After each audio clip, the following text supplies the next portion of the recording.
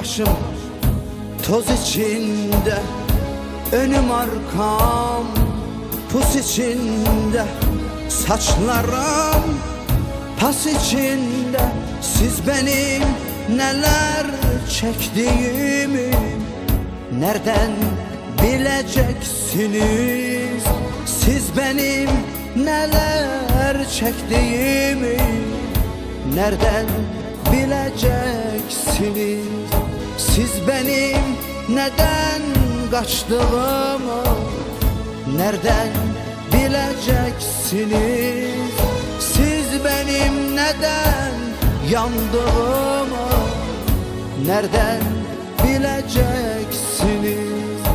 Bir fidandım, derildim, fırtınaydım, duruldum, yoruldum, çok yoruldum. Siz benim neden kaçtığımı nereden bileceksiniz?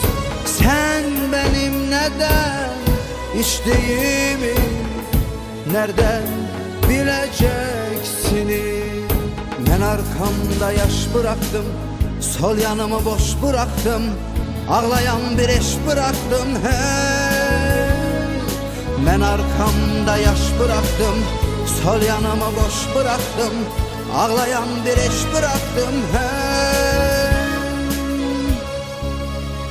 Siz benim neden içtiğimi nereden bileceksiniz? Sen benim neden kaçtığımı nereden bileceksiniz?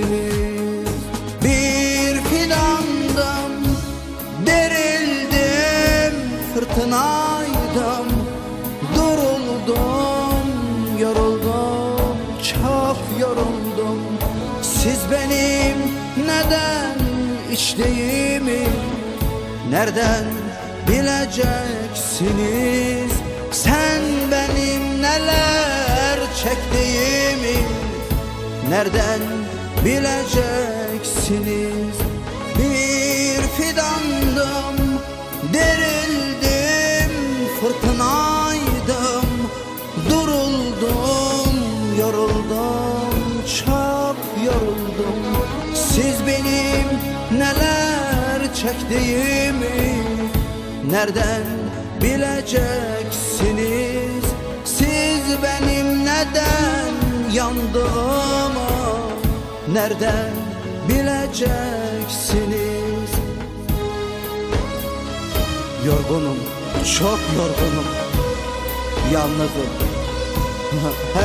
hep yalnızım, kimsesizim, çaresizim, dertliyim, hasretim, hasretim, hasretim.